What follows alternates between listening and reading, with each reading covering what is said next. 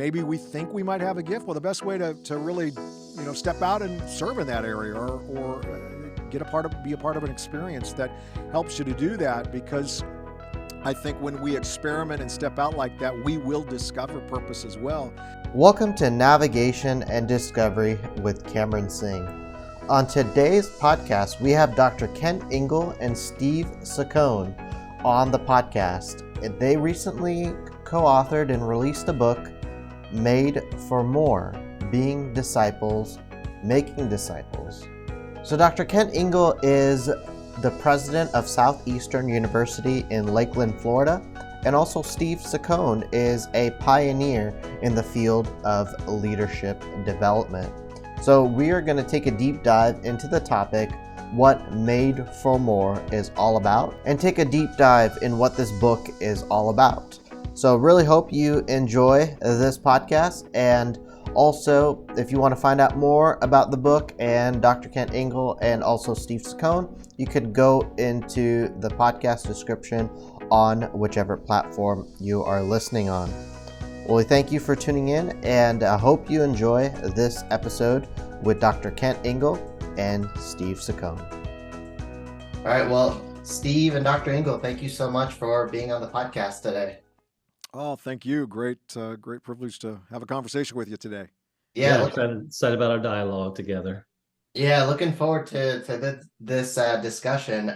You guys we co-authored a new book called Made for More, Being Disciples, Making Disciples. So could you guys tell us about the heart of this new book, Made for More, and really what made you both want to come together and write this book on Made for More? Sure. Well, I can tell you that, we have both of us have a great passion, deep passion to help people find and know God, but also help people to really experience authentic, genuine transformation. I mean, truth is, many Christ followers, I think, settle for something far less than really what God has intended for them on their life journey. And I think for the invitation for all of us, is to experience authentic change, authentic growth, authentic transformation, and discover, man, we are really made for more. And it's a journey. And you're constantly going to be growing and changing, and you want a process, you want a framework, you want something that helps you to process. And to me, this book is that. It's like a playbook or a roadmap for those who really long to find a lot of meaning in their lives. It stirs up questions like, how do I spend most of my time? What are my core values? What do I want to be? And I mean, those are things that are important. So that's part of why I know we wrote it. Yeah, I know, like you said, we have longings for meaning and purpose as human beings. And so I know both Kent and I, we want to help people discover the dreams and designs that God has for their lives. And we also believe that God has a unique purpose that can only really be lived out when we discover what it means to follow Jesus, how to apply his teachings, how do we align our lives with his mission. And it's interesting, in the modern church, people think of God as someone who wants us to believe, right? We want to believe certain things, and that's important, very important. Those things affect how we live and those sorts of things. But if you go back to the beginning, when Jesus was on earth, he didn't just call people to believe. He really started with a belief in people.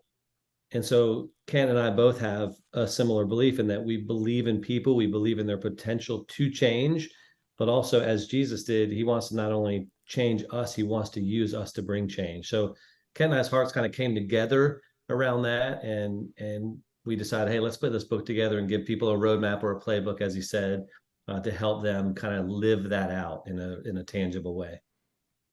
That's great.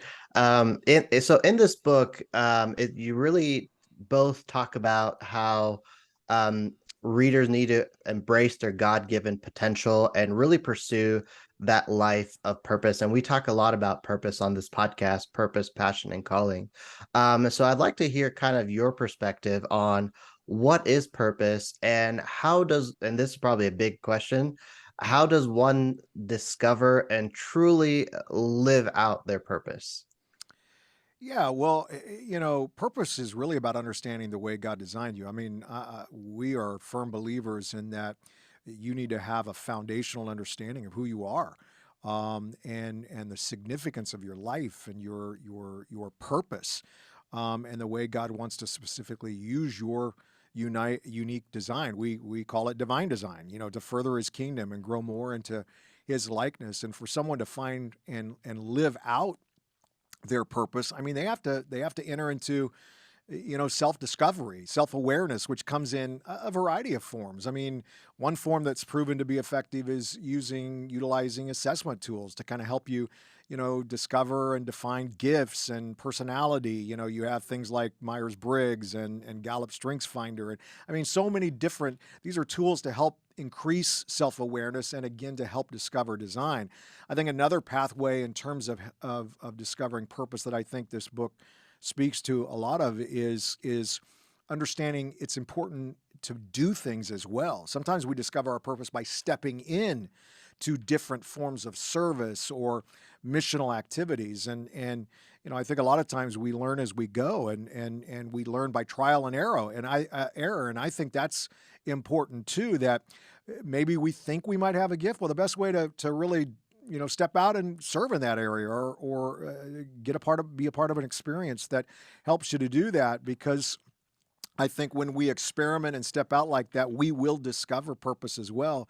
I think also what's important as you journey on purpose is making sure that you're open to where God does want to call you and where He wants to lead you. And a lot of us pray for God to use us, in significant and powerful ways, but sometimes we can struggle in the path that He may have for us to learn and to grow and develop, or we're too impatient, and we don't take the time to learn ways that help us to really fulfill the destiny that He has for our lives. Yeah, I remember a guy who mentored me way back. He was a leader, and he said something to the effect, "Hey, if you want to learn to be a leader, you got to lead something."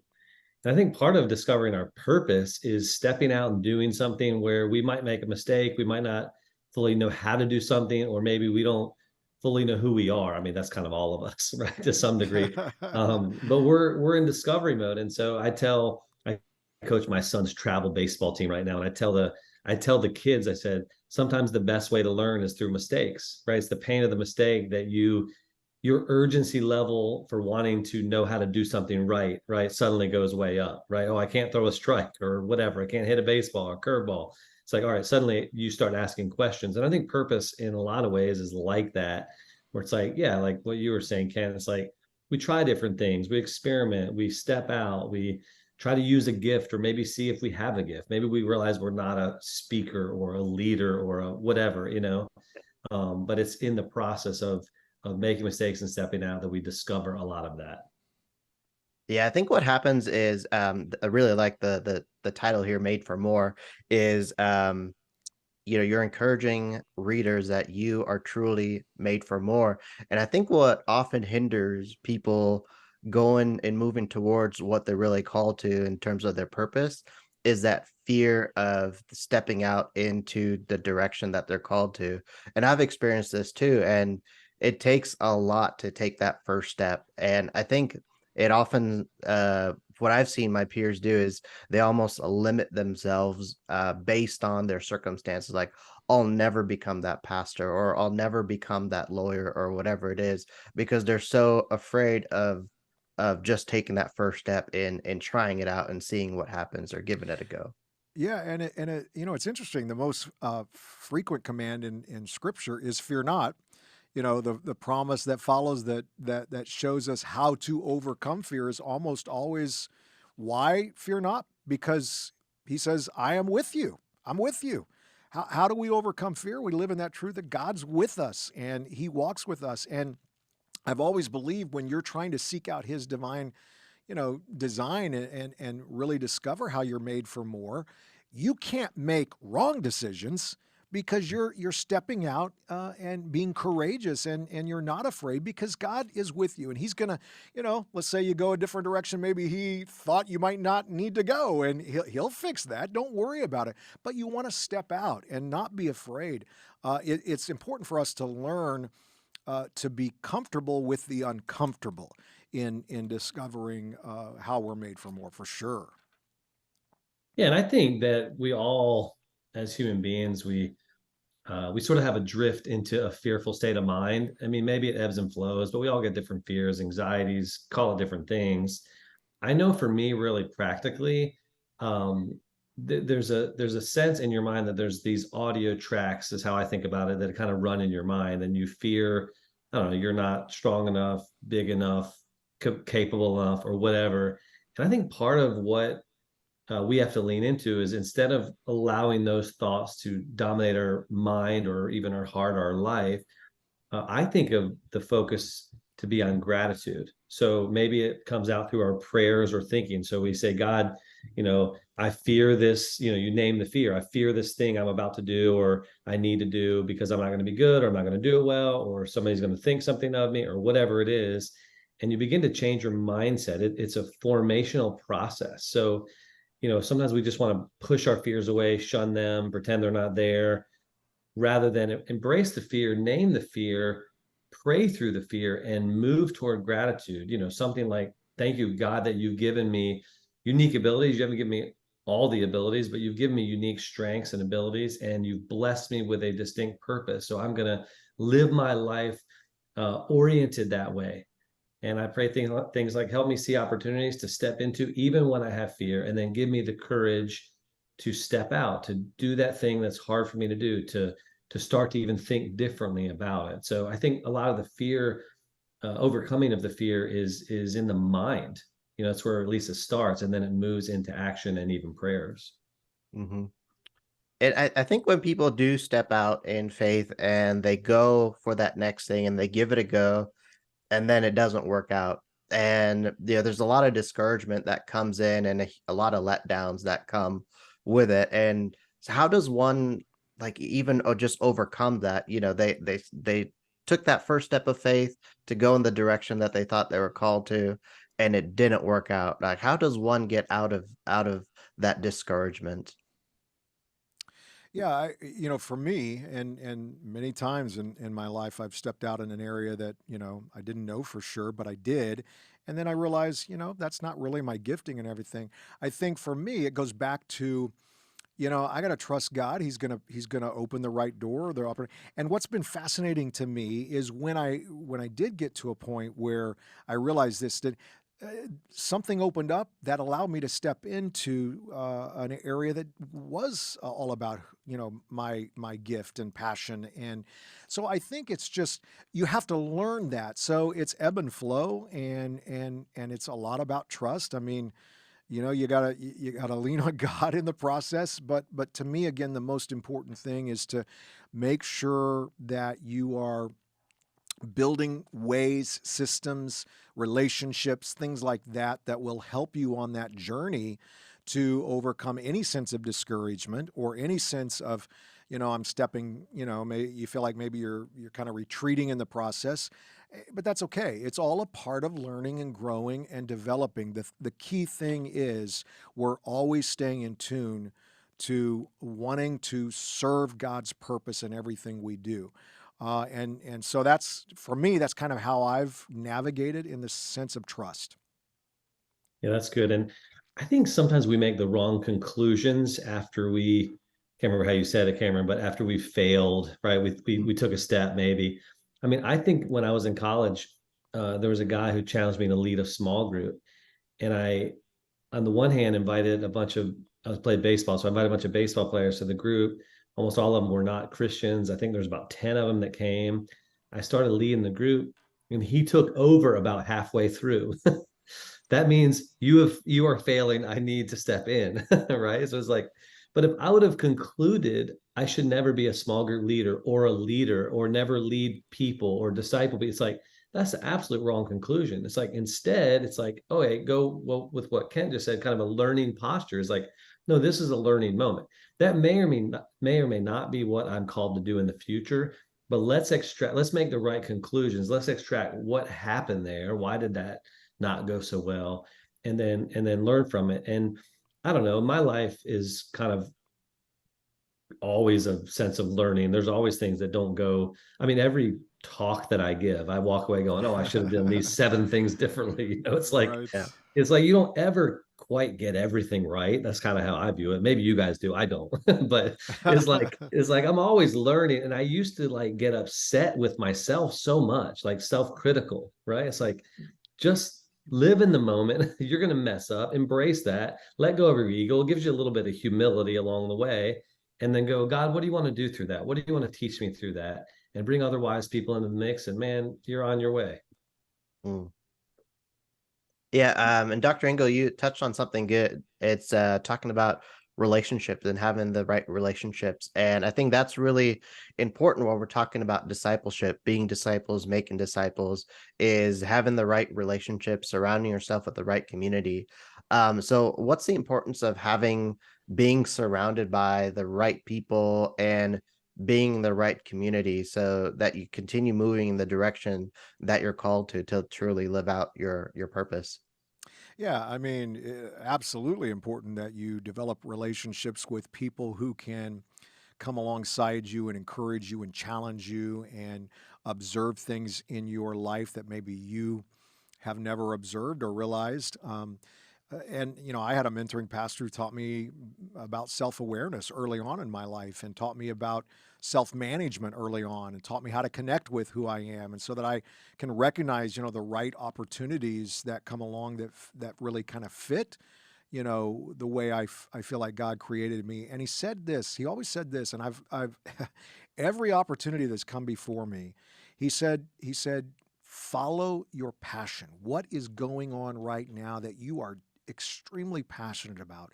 Follow that. If you understand and you're self-aware of those passions, along with your gifts and talents, start pursuing those things. I mean, I go back, my first career, spent 10 years in television. Well, it actually started when I was 18 years of age, when I didn't know what I wanted to do. I had just graduated from high school, I didn't even know where to go for sure to college, but I knew there were two or three passions that I loved. I loved communication.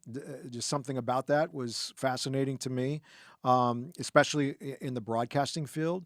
I loved working with people. I was always involved in my church, even as early as high school, served on teams and all of that. But I remember, you know what? Instead of just sitting idle, it's part of that, as Steve mentioned, just that discipline of wanting to learn and grow. I thought, well, I'm just going to go to the local community college, and I'm just going to take something I'm passionate about. And I saw this broadcast writing course, and I thought, yeah, I love that. I'm passionate about that, so I'm going to take it. And the professor happened to be the news director of the local NBC station there in the town, and he said, Kent, in the course of the class, he said, I see some things that, man, you seem to love and seem to be very passionate about. He said, how about serving as an intern at our station? Of course, I didn't have to think twice about that. I jumped at it and stepped out in it, and he assigned me to the sports anchor, and I was there for about 3 to 4 months, and that sports anchor left and a new job, and I just went into that news director again. When you're young like that, again, I was just 18. You have a little bit more courage a lot of times. I was walking and said, I can do this thing. I want to do this thing. And he said, okay, I'll tell you what, you can produce the show right on the set as though you're actually going to do it. And I did it. And he hired me on the spot. And little did I know that actually would be my career for the next 10 years. It was fascinating. But again, it was because I had a relational person in my life who taught me how to pursue things, especially with passion. We have to put in the effort to go after things that we sense and feel are just strong in our heart and our life. That's why self-awareness is so important in your life, that you're constantly evaluating what is important in my life. What are things that I'm excited about?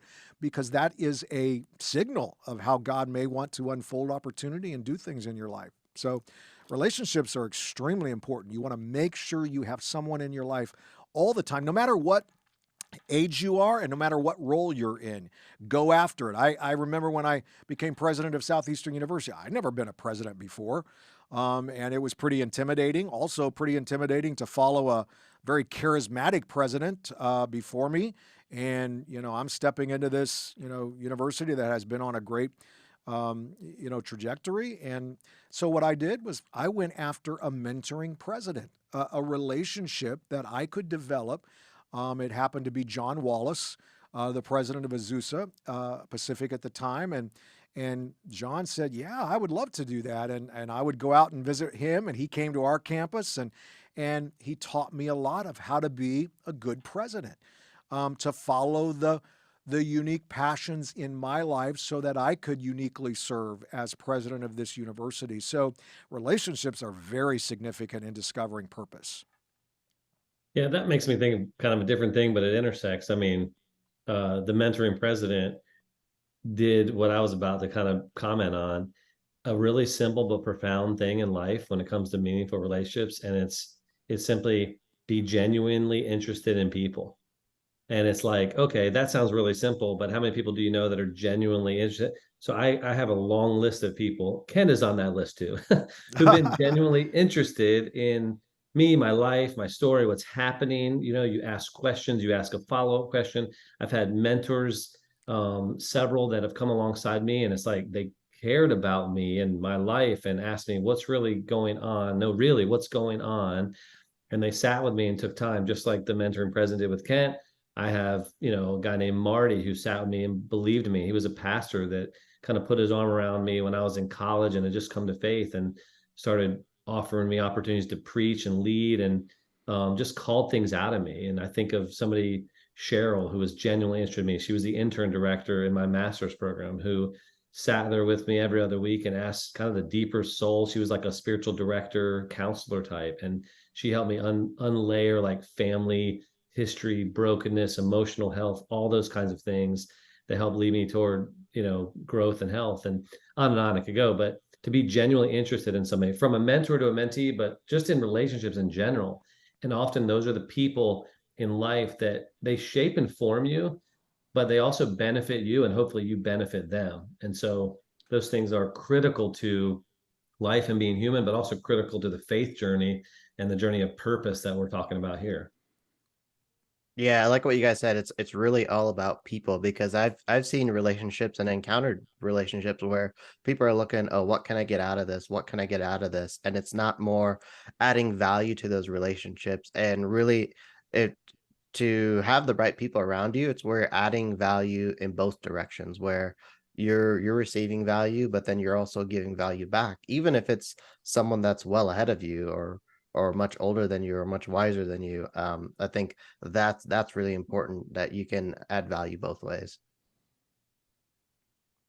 Yeah, for Yeah, sure. absolutely. Yeah, relationships are the key in many ways to unlocking um, future opportunity that helps you really to live out that design. So, be intentional. I mean, again, it's almost like a discipline. Be the discipline of relationships. Be intentional to put the right people in your life that will do that. I think you want someone who is like an overall relational mentor, but then I think also as you start stepping into some areas that you feel like that's where God wants you, go after an individual who's been successful in that area, one who can really speak into your life as to how to approach that particular gift or that particular role in a way that they've gone through a lot through their own experience, and they have a lot to teach you and to shape you and mold you in what ultimately God may have for you in that role. I remember, I'll add one more thing here. I remember there's a guy who has had a significant impact on my life. And I almost never saw him, quote, meet with someone one-on-one, whether it was a friend or staff or somebody who was mentoring. But his style was he would invite people to his house. If they played basketball, we'd play basketball together. Sometimes we would swim in his pool. Sometimes we would grill out. Sometimes we just do informal things. And what I noticed was his way of building meaningful relationships, or you could even say mentoring others, is he would say it was informal, but it was intentional. And some of the whole conversation we're having. It's about finding your way of mentoring someone or discipling someone or investing in someone, however you want to describe it, and lean into that. Everybody's different. Some people are more formal and structured. That's fine. Some of the people are more informal. But the idea is to what Ken is saying. It's like it's all about intentionality. You can be intentional. I mean, I remember after a basketball game, we'd be dripping sweat and drinking Gatorade and whatever, and some really meaningful conversations. Some that I still remember today, things that were said or conversations that were had, or things that impacted me personally happened in that context. We didn't necessarily plan for it per se, but I think once again, it just shows you when you're building meaningful relationships and connections, it doesn't always look like you think it's going to look. It doesn't always come from the ways that you think it's going to, come from. So I love all that, but intentionality is laced in all of it. Hmm. That's really good. I have my finger on the last chapter of your book, which is an unscripted future. And I was just looking at this as we were talking. The chapter starts out, your future cannot be predicted or known. And I think this is something that there is so much anxiety on this. Even as I sit here today talking to you, there's a lot of anxiety. What's going to happen in the future? What's going to happen in the rest of 2023? What does 2024 looks like? And I know this is a question that a lot of people are leaning on their own understanding about what the future holds. So, how does someone put their trust in God and have the faith to put the trust that God has the future in his hands? Good question. Yeah, I think a lot of it, in my own journey, I'll represent that because that's what I know the best. Is in the unknown, we are, this might not be the best word, but we're forced to decide whether we're going to trust God or not. Or perhaps you could say it different, to surrender to God, to his will, to his ways. My wife once said, it's unfortunate, but true. We only get to see one scene of life at a time. We don't get to see the whole movie. And so I think, frankly, this is how God designed it. I mean, I don't think God's like withholding in some manipulative way from us, Yeah. but this is life. And so, yes, there's a lot of unknown. There's a lot of uncertainty. It's why people look for leaders, and they need leaders because leaders lead in the midst of uncertainty. They bring clarity in the midst of uncertainty. They guide people along even though you don't have all the answers. And it's like Jesus ultimately can be that leader for us. And as we learn to follow him, I mean, those first disciples, and we write about this in the book, when they said yes to Jesus, I mean, they didn't really ultimately know what was going to happen and how life was going to unfold. I mean, they knew it was the right decision to follow Jesus, and I'm all in, no turning back. But it's like there's a lot of unknown ahead, and that's always true. My wife and I have a son with special needs, and when that kind of came upon us in life when he was about 2 years old, and we discovered that, I mean, there's been unknown since that day. And every day, in some sense, there's an unknown aspect to it. And it's caused us and drawn us closer to God, taught us to trust in a whole different way. And I think that's the essence of what God wants to do in our life. And it ties to purpose too, because if you can trust in God in the unknown and every step of the way, he will guide you, not in your own understanding, but trust in the Lord. He will guide you into his understanding, his ways. And that's hard. I mean, we can say that, we can quote that, we can preach that, we can Mhm. hear that at church, we can study all that. But it's like when you have to live it, it's not always easy, but that is the difficult journey that all of us must engage with. Yeah. And yeah, I mean, your faith, purpose without faith is essentially, I mean, you can't really. I think the more you grow your faith in the Lord, the more you grow your trust and dependency.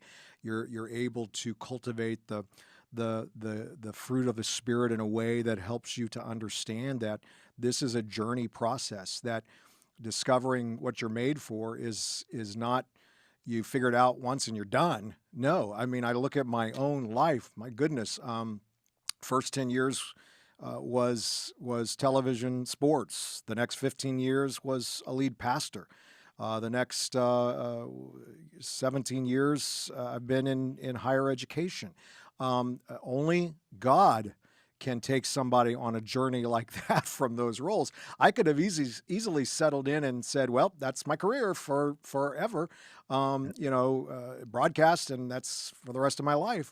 But again, my faith enabled me to discern, to listen, to learn in my relationship with God that I have to be open to His promptings, to His guidance to what might be ahead. And then when you acquiesce to that, and again it goes back to the verse that Steve just mentioned, Proverbs 3:5-6. When you do trust in Him and in that faith building process, you are going to have to lean on Him. Not You can't try to figure everything out. And you've got to realize that He does have a plan. And if you'll trust Him, He will direct your steps in the right time, in the right way, open up the doors. You may be in a role that you thought was going to be the greatest role in your life, and you're going to be there forever. And because of your faith, you start to discern this is a change. Or you may get into a role and I'm tired of this. This is not what I want to do. God, you got to get me out of here. But it's all about your faith and trust. God knows what He's doing with your life. And that's sounds simple, but it is simple. You've just got to, you have to trust Him and wait on Him. That's why your relational connection to Christ is so important. And that's why this book, I think, unlocks ways that we can do that, to grow, to strengthen our ability to discern and recognize, wow, this is where God wants me to go. The other thing I might add on this is, don't confuse role with calling. Make sure that you're always understanding God has a call on my life, but that call doesn't mean it's going to be to a particular job for the rest of my life, or a particular role for the rest of my life. It's when you step in a role. So I can tell you, all three areas that I've worked in, from sports to being a church pastor to being a university president, I've used many of the same really the same gifts and skills, and each one of those roles, they built my ability to be a better leader, to be a better communicator, all of that. And I can look back and go, oh, now I know why I did that for those years. I know why I experienced that. And you start to see the big picture. Don't ever shy away. There is a big picture of the way God wants to design you, and don't define a particular role or a particular season as that's it and that's what you were made for. No, because He has so much more. My first book was called This Adventure Called Life, and it is an adventure. And just enjoy the adventure that God has for you in this process of being more like Him. One thought just to add to this too. So I think all of us have, I know I do, and I think this is human. We all have questions. So there's like the universal life questions of why am I here and why do I exist and what's my purpose? And then there's like the seasonal questions, I call them, where it's like different seasons, different kinds of questions sort of emerge, And we have these questions like, am I enough? Or do I have what it takes? Or do I have enough? It's like a security question, or, there's all different. And part of what I've learned and have to kind of relearn, I think sometimes, is pay attention to those questions and try to remember and trust that really God is the answer, or will bring you the answer to those questions, right? Am I worthy? Am I lovable? God says yes, right?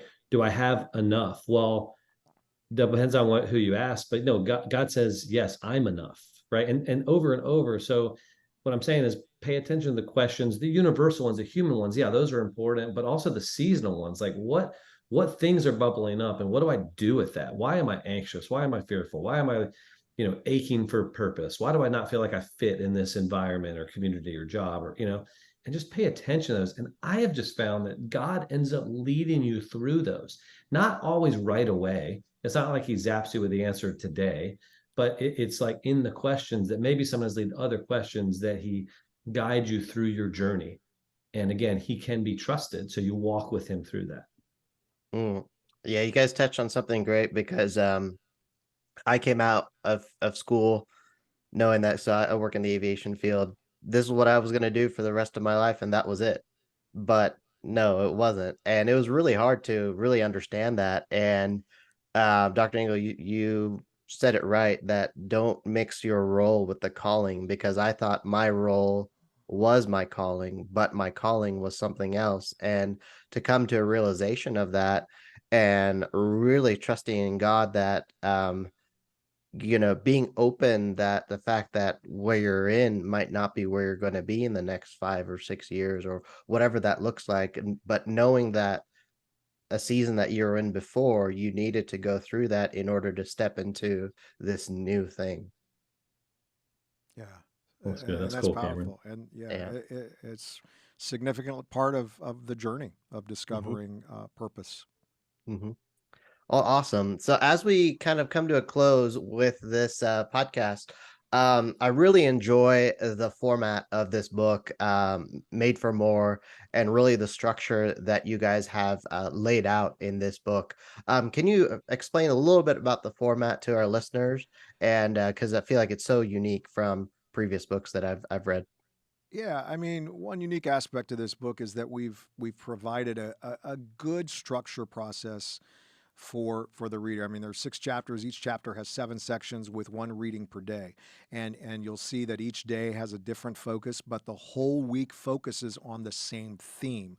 So our hope is that the book won't be just something you read and forget about, 3, 4, 6 months later, but you would take a deep dive for 6 weeks, allow the truths and insights from the book to really maybe permeate who you are and what you're becoming, and not only that, but encourage people to read through the book with others, and even to meet together for a discipleship in in a group setting. On day 5 of each week, we actually call this community day.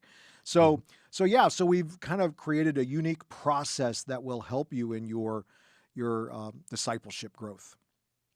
Yeah, and the whole idea of rhythms, right? We're helping people read this book, yes, but we're helping hopefully people come to like getting into a different rhythm. So like day 1 is called preparation, day 2 study, day 3 change, day 4 action, day 5 community, day 6 focus, day 7 rest. I mean, you could dissect each of those words and talk about the importance that they have in the rhythm of a life.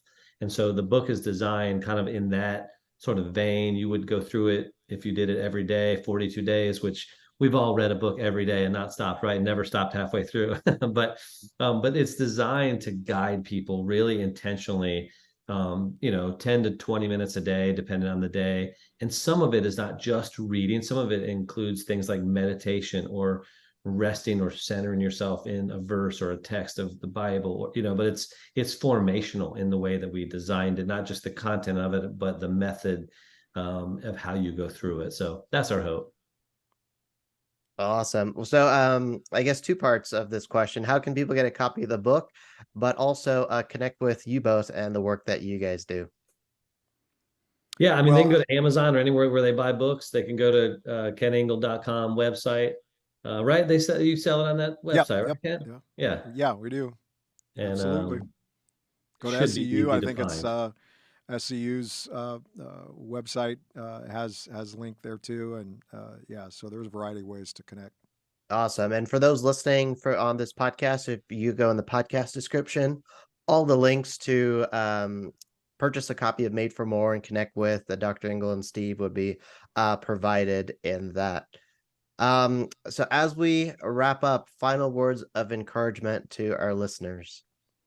Yeah, never lose sight that God uses unqualified, imperfect, flawed people to be living example of Christ to others, and He looks for all of us who are broken but are humbly seeking to we want to be transformed so that we can truly live out that divine design that He has for us, and because when we do that, we're going to feel a good sense of significance and value. And I use this quote all the time, but Frederick Buechner talks about the place where God calls you, and again, it's all about calling, is the place where your deep gladness and the world's deep hunger come together, meet.